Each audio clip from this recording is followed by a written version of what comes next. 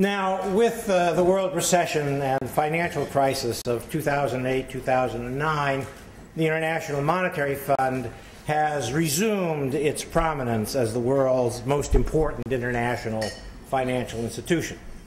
As the fund has regained prominence, efforts to reform its governance and increase its legitimacy have accelerated. In particular, the need to improve the fund's distribution of voting power and quotas has been at least partially addressed. Another key commitment of the leading members of the fund is that henceforth the old gentleman's agreement under which a European would head the fund and an American would head the World Bank is gone, and instead the managing director is to be selected on the grounds of demonstrated competence in the areas of particular relevance to the fund's activities, not on the basis of national origin. We will now test that commitment. Our speaker today is an important part of that test. Since, in my view, no one can look particularly dignified tooting their own horn, let me say a few words about Agustin Carstens, Governor Carstens, whom I have known now for not quite 30 years. There is, in his statement to the IMF governors and executive directors, there is a listing of all of the positions he's held since the early 1980s. And I won't try and repeat all of that. I assume that most in this audience, if not all, can read.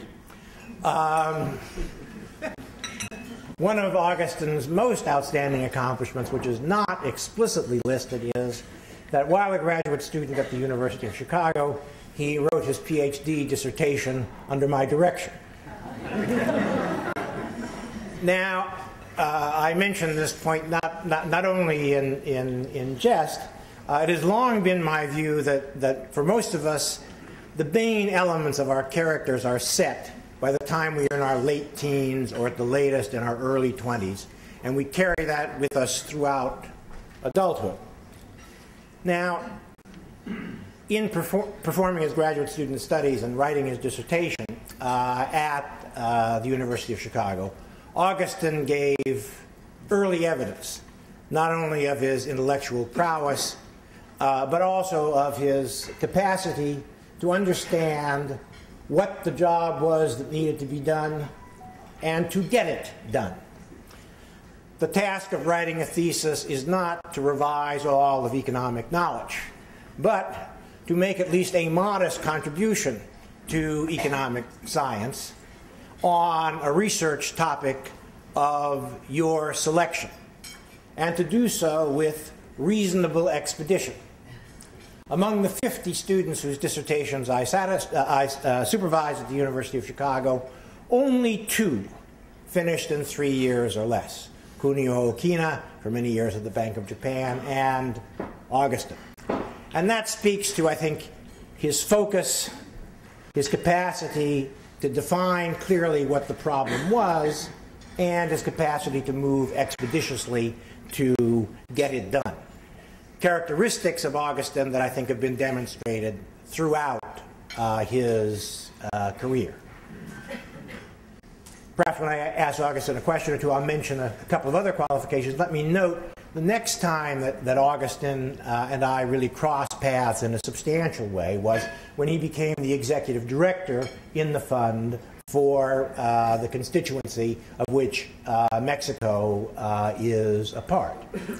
I thought, based on close observation of the activities of the executive board, and I probably spent more time speaking to the executive board than any other member of the staff, and perhaps even a couple of the deputy managing directors, that Augustin was unusually effective in the role of executive director, particularly an executive director from a constituency of relatively limited voting power. The construction of the CCL, contingent credit line, was in large measure due to Augustin's efforts to secure agreement among the members of the board and their governments on the development of that instrument. Now, it turned out that no one actually used the CCL. However, the development of the CCL was undoubtedly the precursor to the development of the FCL 10 years later, which Mexico and Poland both made use of during the recent crisis.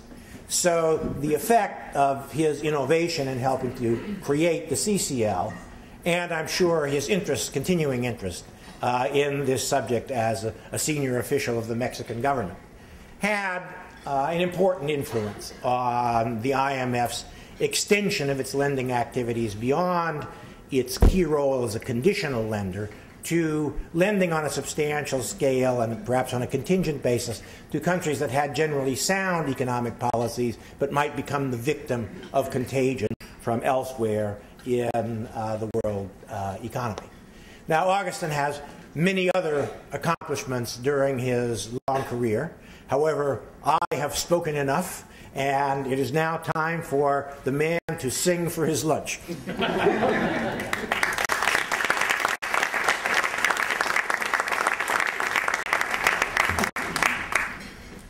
Well, first of all, thank you very much, Mike, for your very kind words, and I thank very much the Peterson Institute for International Economics to host me today. Really, to come and talk about the fund here in DC and here at the Peterson Institute is probably the closest substitute to the executive board of the fund. I mean, here are the most knowledgeable people from the fund, people who know the most about international economics. Many of you have been at the fund, many of you have contributed to strengthen the fund. So it's a real privilege to be with you today here and have a frank and open discussion about the institution in the context where, of course, I don't hide it. I'm trying to get the position of managing director. So I will basically try to give you a snapshot of my vision of the fund. I will not try to be very detailed on the issues because there is limit of time, and we'll have also chance to have a Q&A session, and also because I am sure that many of you know very well many of the details that are involved in this discussion. So at the end of the day, the main reason for me to be engaged in this process is because I believe in a strong IMF. I think that the IMF is an amazing institution. It's a unique and essential institution for the well-being of the world economy. And there are many reasons for me to say this. One is that I think it's probably the most effective multinational institution. It's really, for me, it has always surprised me how at the end of the day the fund time and time over delivers, taking very difficult decisions where billions of dollars are involved, and where, at the end of the day, consensus are built. And therefore, I think this, and also the decisions are taken under a lot of time pressure. So I think that the fund really plays a very important role in the world economy, and my most important concern is to preserve the fund not only alive, but also each time improving itself. What has the fund in its advantage? Well, of course, I think it has the best staff in the field. If you take all the accumulation of human capital, we really have, the world has done a good job in investing all those resources in those people, because they always have a good answer, or at least enough to generate discussion. Usually they have to act under pressure without much information, and special skills are required for that. And I think that is one of the reasons the fund works so well. Also, the fund has contributed towards improving policy design and management, including by setting some standards, and usually this is done through surveillance, and technical assistance. Especially technical assistance, I consider the friendly face of the fund, and without doubt it has improved substantially how policy is done in the world. It also provide effective policy recommendations at different points in time in the context of programs of the fund. And also, through its lending facilities, it has contributed to the resolution of several crises. And in the case of low-income countries, it has helped build institutions, which I think it's essential for them running a good economy, strong economy, and to establish the basis, the foundations for a much stronger economic development as they move forward. But at the end of the day, the fund is not all it could be. I think we could have a much stronger fund. There are challenges that institutions face, and I would like to address them next. I think that there are 4 areas in which the fund has been lagging. One is in governance. The second is in its ability to perform appropriate surveillance and prevent crises. Third, in its ability to effectively support crisis resolution. And fourth, in terms of its capacity to induce policy coordination at the global level. I have to say that if these issues are not addressed, the IMF will cease to be relevant for all its members, being them advanced, emerging, and low-income countries. I think that these issues need to be addressed, because otherwise the fund will not be effective, and certainly there is always a risk that more regional arrangements will come along, and that at some point countries prefer to deal to regional arrangements instead to global institutions, as the fund is.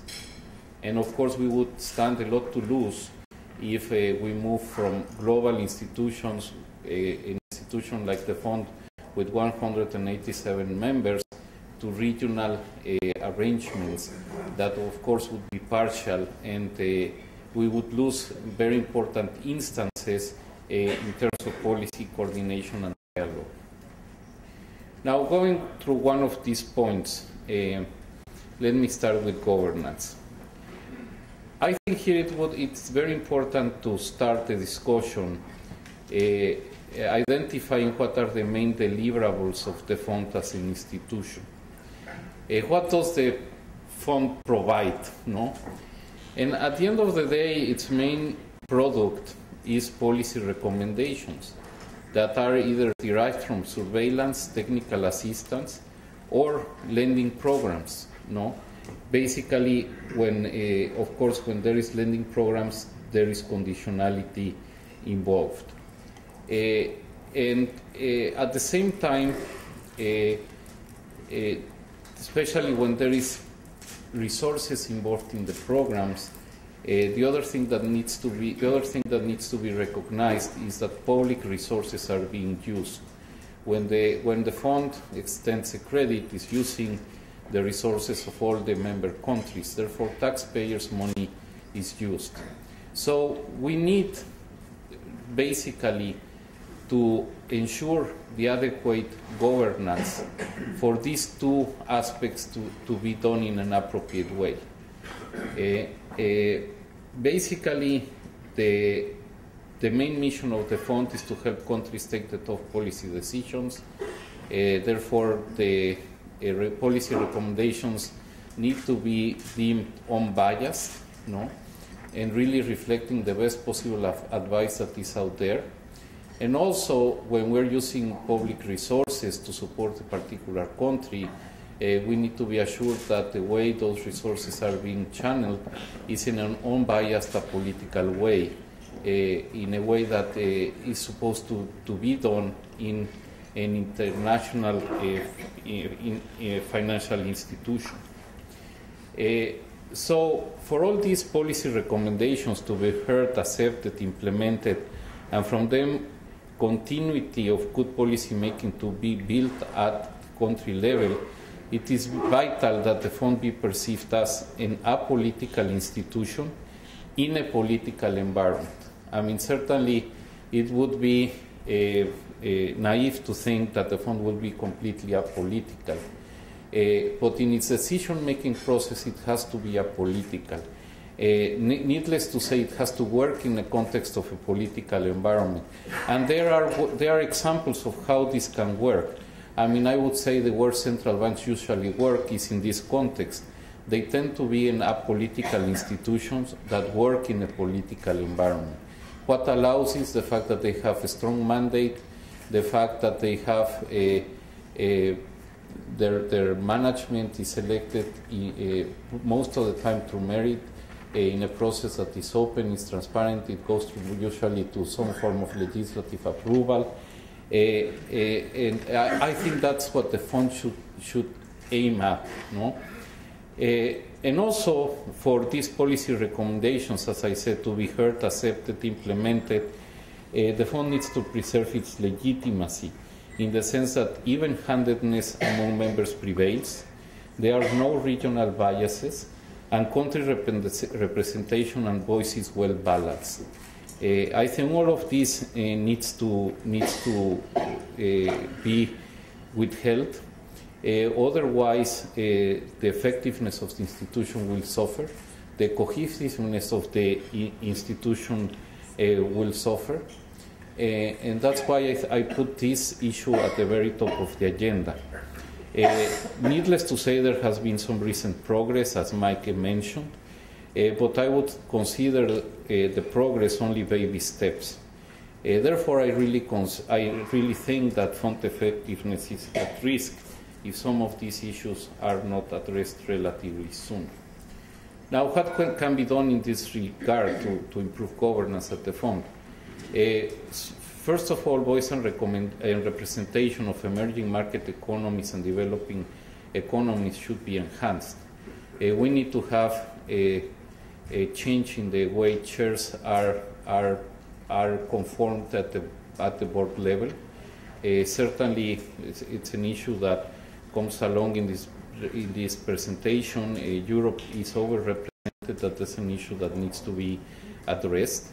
There should be higher representation in the staff, in particular at higher levels of emerging market officials. No, we don't need to go against a merit-based process, but I certainly think that the fund has to look to much deeper search processes to try to identify good people from emerging markets and entice them to come to the fund, because otherwise, just small cliques are formed, and it's very difficult to open the doors once those cliques move along the institution. Also, more opportunity should be given to emerging markets to express their views on policy issues. I mean, emerging markets have been reliable partners from the global community during the last years. Of course, right now, the emerging economies are the stronghold of the world economy. They are the ones who have contributed the most to growth. Therefore, they are something we have done right. And therefore, we need to have the opportunity for our opinions to be heard. And of course, a way of doing this is by opening more voice and representation at the institutional level at the fund. Another way of also that can be manifested the broader opening of the institution to emerging and developing countries will be to quota redistribution. Of course, here we have a very important lack. Europe is overrepresented. Emerging and developing markets are underrepresented. I think this can be redone in an objective fashion, following objective criteria. The institution should establish automatic adjustment processes so the huge lacks that we're suffering today do not present themselves again. And of course, this would, in a way, also help the issue of voice and representation. And another issue which is very important and which, in a way, has gathered us today here is the election of the MD, the process in electing the MD, plus the top officials of all international financial institutions. It has been said over and over again since 2005 that this should be done in a transparent, fair, and merit-based process independent of nationality. I have to say that in this process, Europe has decided not to act accordingly to this process this time around. No, they decided to support a candidate before there was even candidates. No, so it's hard to sort of see the consistency of what they have been claiming for so many years with their actions that have been expressed recently. But I think that in any case, it's important to insist that this is the way the process should take place. Then, even though I knew that Europe was going to act in this way, I decided to run because we emerging markets have been claiming for an open, transparent, merit-based process. And if we never present candidates, we will never get where we want to be. It's important to establish the process. It's important to show what can we do for the institution. We have to show that we have well-prepared people to hold the responsibility of managing director, and in a way also raise the bar for Europeans or advanced economies if they're going to play the way this game has been played for so long. So certainly, so far, I would say that the Europeans have decided not to act according to what they promised, but that doesn't take away that it's also the responsibility of emerging markets to do their best to have this type of process. In an election, countries need to have the freedom and the option to choose. And what I'm trying to provide here is precisely options for member countries to choose. Now, if they want to have the right to choose or they want to decide by other criteria that is not merit, that's their own choice. But in any case, it will not be due to the fact that emerging markets do not want to provide the option to the membership. It has been said that given that we are now facing an European crisis, it should be an European who heads the institution. I think that this doesn't make any sense. We have historical precedents. Certainly the fund delivered effectively in the case of the Asia and Latin American crisis, at least with an European MD. I also think that there could be some conflict of interest. I mean, at the end of the day, now the main borrower of the institution will be Europe, no? So we'll have a situation where the borrowers dominate the creditor institution, no? So that's an issue there that needs to be considered. Also, the record of Europe in preventing the crisis is not very good.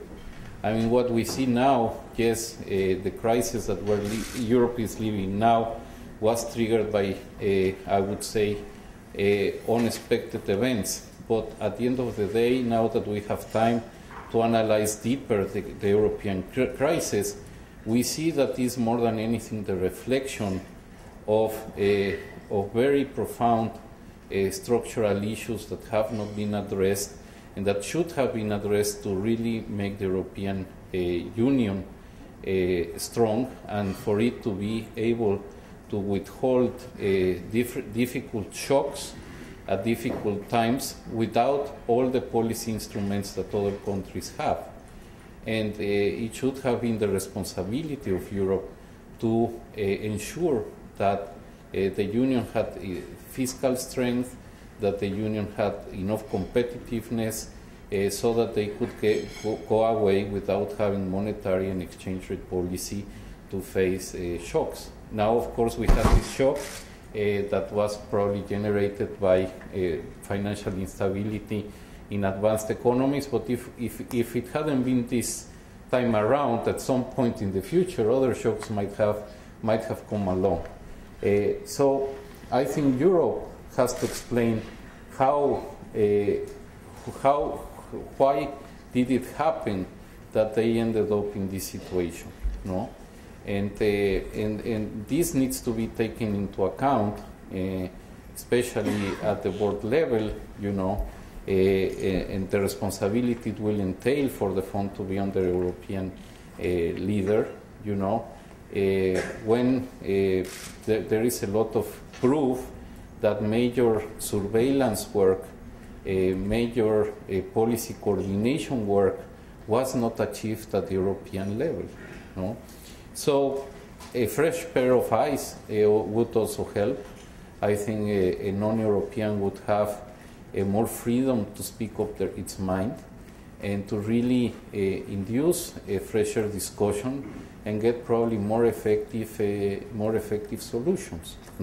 So I think that these are issues that the board will need to consider, and especially how are they going to establish the limits between being an European and being the managing director, because the managing director will be managing resources of all the member countries and should also be a managing director for all the member countries. And it will be particularly important to establish some boundaries in such a way that the independence of the institution is preserved under these circumstances.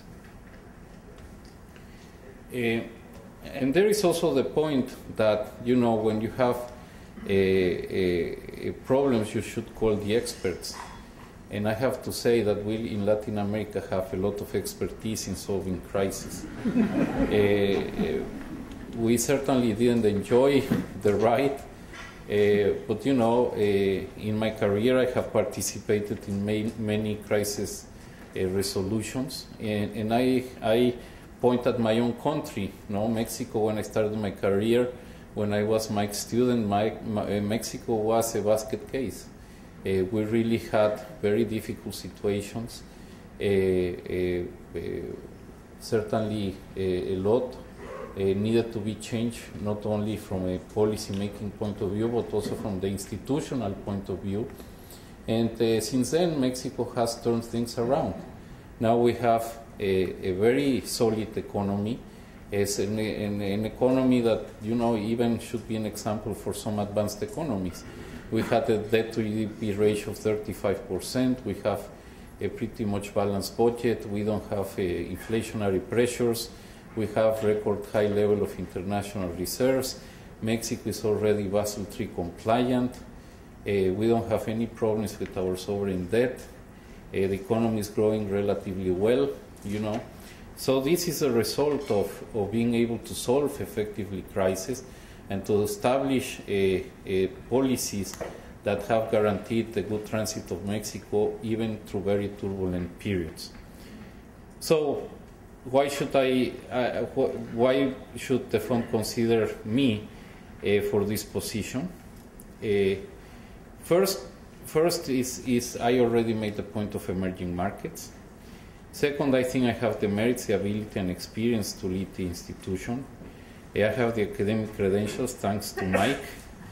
I have policy-making experience. I have been governor, minister of finance. I have a deputy managing director of the fund, where I carried the responsibility of the fund, of the relationship of the fund with over 70 countries.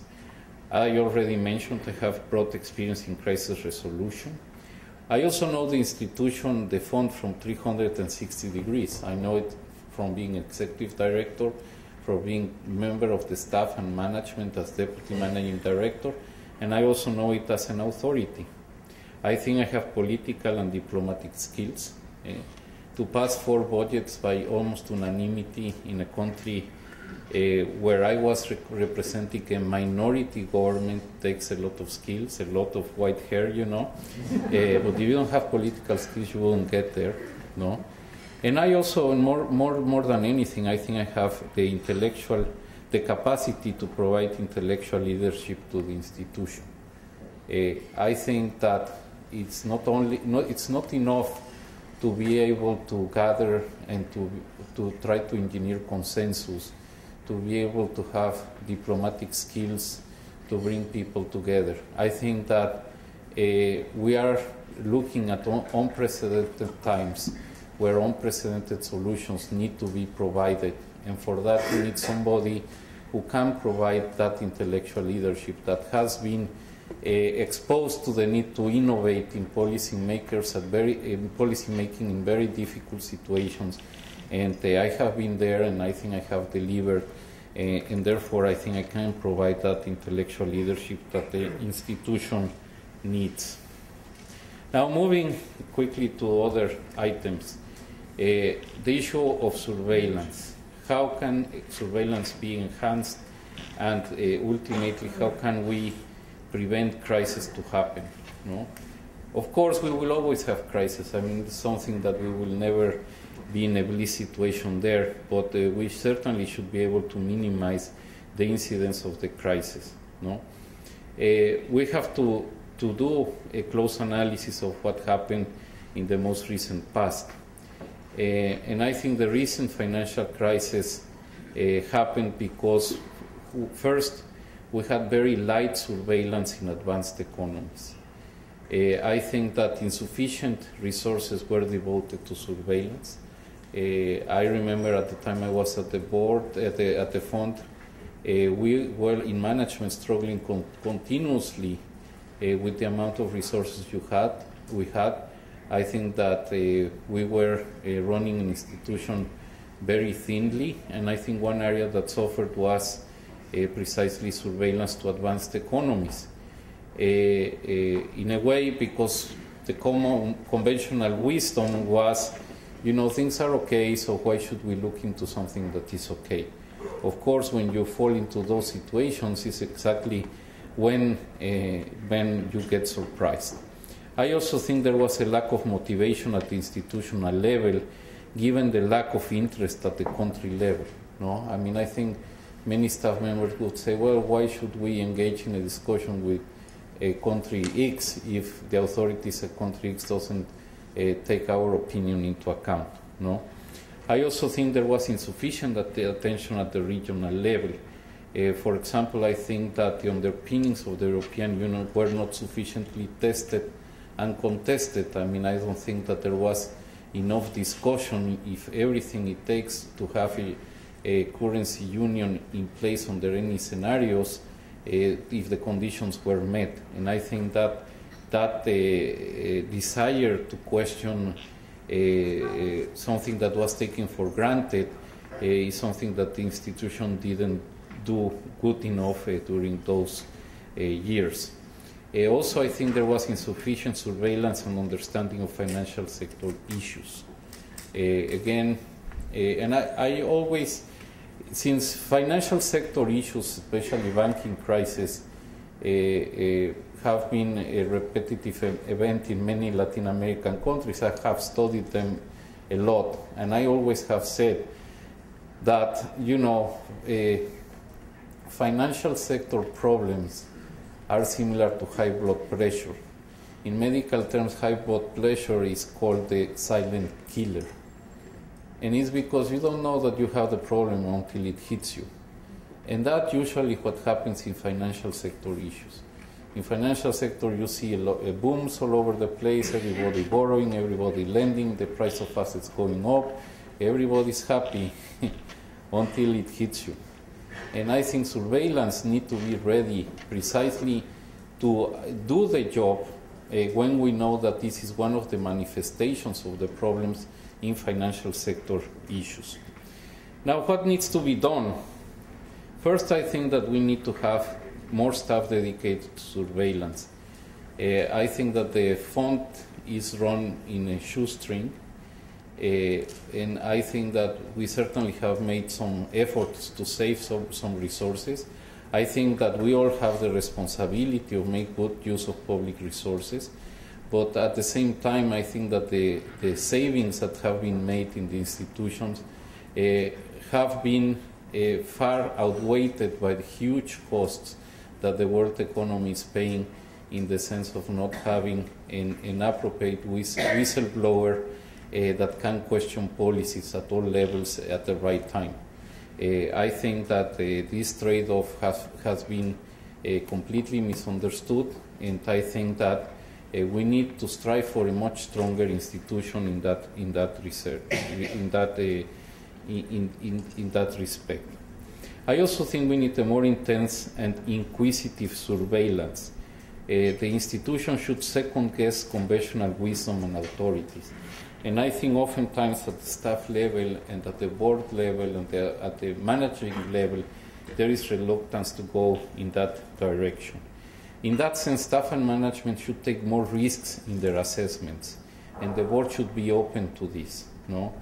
I oftentimes saw in the institution that oftentimes the criticisms to some particular countries were modulated by the perceived tolerance from the staff, the perceived tolerance of the authorities from the staff. No?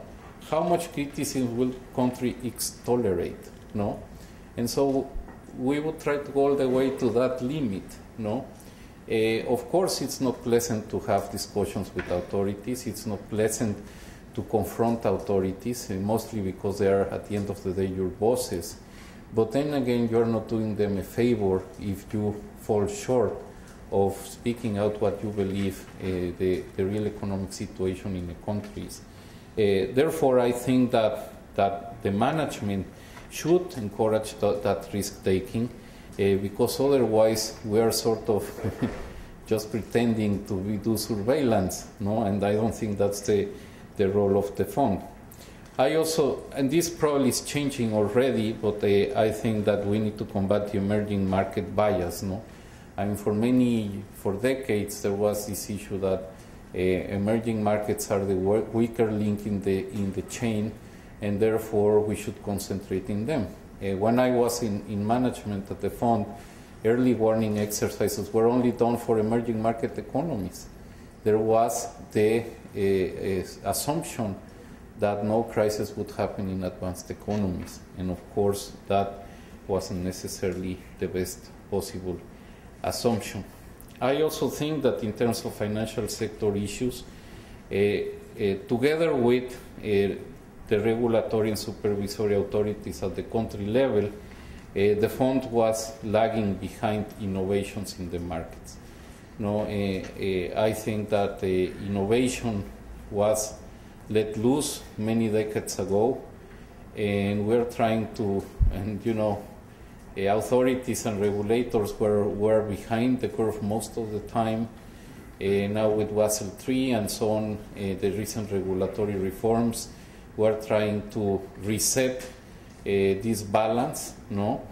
But it's hard to get there, no? And I think that the fund has also to frame the issue of how to address financial sector issues under this premise, no? That innovation will be very fast, and innovation will not be obvious to be perceived from the outside. And therefore, you really need also to devote a lot of resources to question where the surprises will come from. And this is an active exercise that needs to be undertaken. If you don't take this type of attitude, you again will be surprised by undesirable events. No? So here we need also to devote more resources. There need to be more of an effort of coordinating with other instances like the BIS, the FSB, JOSCO. No? Also, I already said this, we need to be aware of the silent killer syndrome. No? Now, here we have also to be frank. Surveillance is useless if authorities do not take it seriously. And this is like in baseball, against the base on balls, there is no defense. Well, the same thing happens here. If authorities do not take into account surveillance, there is just no defense. No? What can the fund do in that respect? Well, you need to have precisely diplomatic skills, political skills, to really gain the trust of the authorities. No? I think that the fund needs to be close. The fund should be perceived as trusted advisor and partner without really sacrificing its independence and objectivity.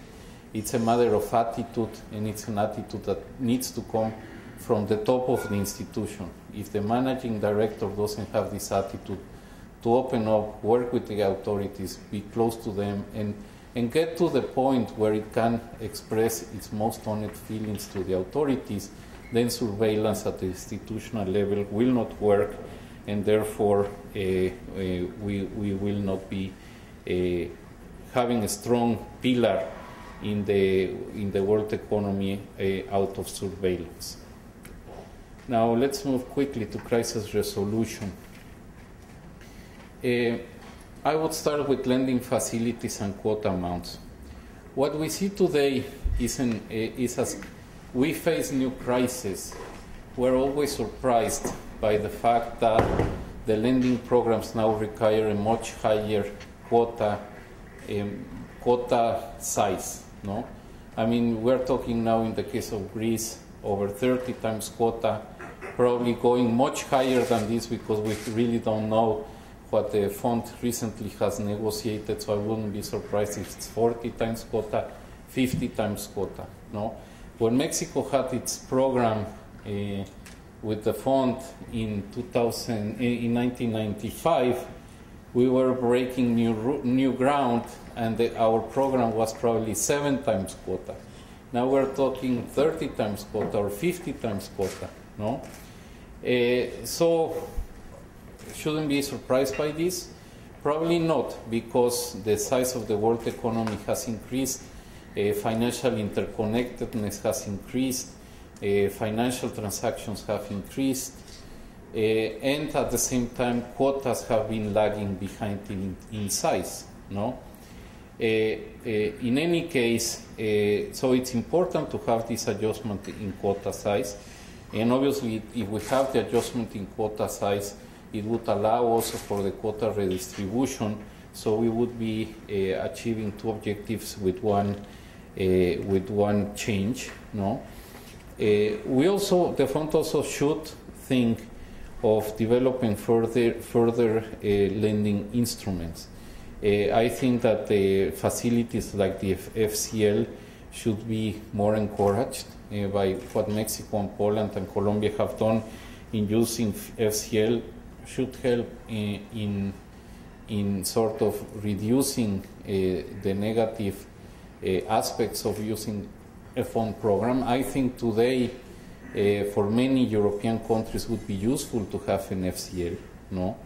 And they should look it without fearing the stigma issue. Also, I think additional facilities should be provided for low-income countries so that they can deal in a more effective way with commodity price volatility, which I think in the last years and probably in the coming years, this will be one of the main factors why their macroeconomic stability might be compromised at some point in the future. Now, in terms of the fund programs, I think that the fund has always to keep in mind that it needs to balance between three things. One, the availability and scale of fund financing, domestic policy adjustment, and support from other stakeholders, in this case, other type of creditors or other authorities, like in the case of Europe, the European Union. The fund also must consider the implications that the crisis country might have on the stability of the international system. Now, in this process of balancing those three items, there are very important critical elements that need to be considered. One, the nature of the crisis and the sustainability of the debt. This is essential. No? If a problem is driven by high liquidity constraints, a fund should lend, including in large amounts. But if that position is unsustainable, fund lending would only overburden the members and would lead to the postponement of other more effective decisions. Under these circumstances, preemptive restructuring agreements can help countries regain that sustainability and fund support. We have to be aware that we always face gray zone cases. Lending usually is based on judgment calls and therefore involves considerable risks. The fund should also be mindful that it might be costly not to support a member crisis when it should, no?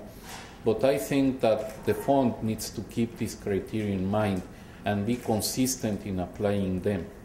If we don't do this, of course, the fund runs the risk of, at the end of the day, setting the countries on the wrong path. And certainly that would be a failure from an institutional point of view. But the fund needs to have very clear that these are the aspects that need to anchor the programs. No? If we don't assure that sustainability, then the countries will not be able to reach the sweet spot or the turning point where markets believe that the programs are credible, and that we enter into a virtuous cycle where very soon country risk premia decreases, interest rate falls, financing starts rising, investment grows, the economy starts growing, and everything falls into place. In the assessments of different fund programs, it has always been seen that most of the time, once the program is considered credible by the markets, that improvement in the economic performance of the country is much better and faster than what the fund staff anticipated. I mean, usually once you hit that sweet spot, the improvement is much faster than what every country anticipates. And that's why we see over and over and over again that countries are able to pay the fund back and to move out of fund support much earlier than what is anticipated.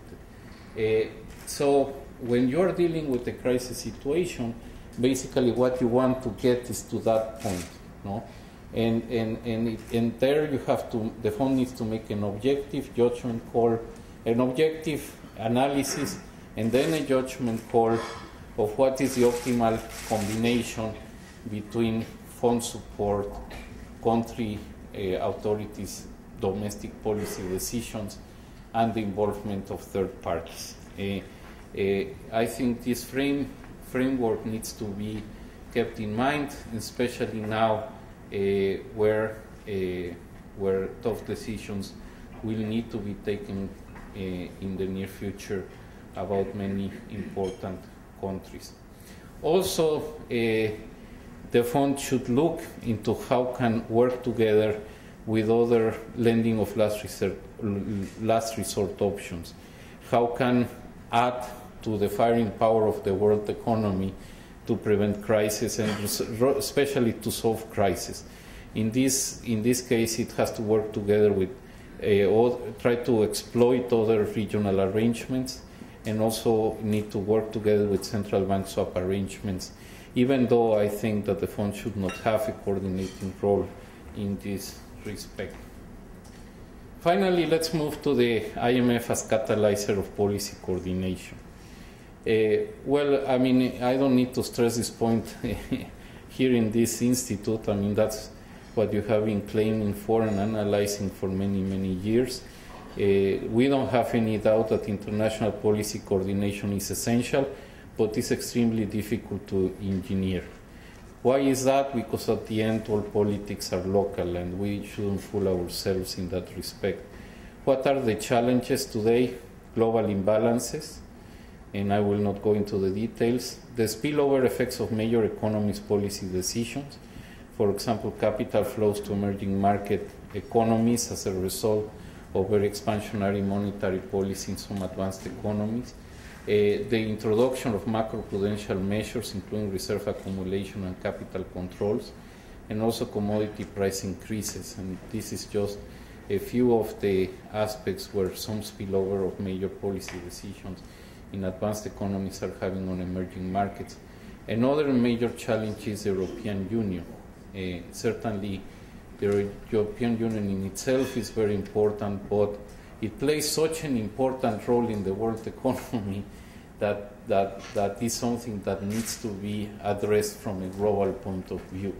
No, I mean, whatever happens in Europe is of the importance of the global economy. So we all should try to work to preserve as much as possible the integrity and sustainability of the European Union and European Monetary Union. How can we enhance these cooperative solutions? Stronger coordination with G20, with the financial stability board processes. I think also we need to transform the IMFC from a quasi-ceremonial event to a more substantive policy discussion meeting. I mean, right now, the IMFC is just a ceremony, you know. We'll go, we see the ministers issue statements, there is not much discussion. All the substantive discussion is done in front of the press when the staff presents the WIO, but there is actually no discussion at the table. There is a press communique that is sort of negotiated in advance. So we bring together ministers and governors, but the institution itself doesn't induce discussion. So I think this can be an important change that can take place. And well, at the end of the day, also the receptivity of countries to fund policy recommendations and to the enticement of funds for more cooperative solutions would increase if legitimacy of the institution is enhanced. And I come back at the beginning of my presentation on the issue of governance. If we don't have strong governance, the institution is not deemed legitimate, and then the institution will fail in delivering what we all expect from the fund.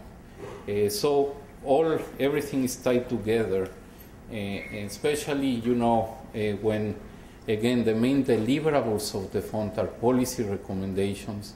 We need to have an institution where those policy recommendations that are directed to specific authority, we need that specific authority feels enticed to really register that policy recommendation and act on it. And if it questions it because, you know, the institution is perceived as biased or in favor of one region or country rather than other, then it would be very difficult that this policy coordination role of the fund will be successful. Final remarks. The fund is a unique and amazing institution. It has provided a lot of good for the last 65 years. It could have been better oftentimes, but at the same time we also need to ensure that we have a strong institution as we move forward.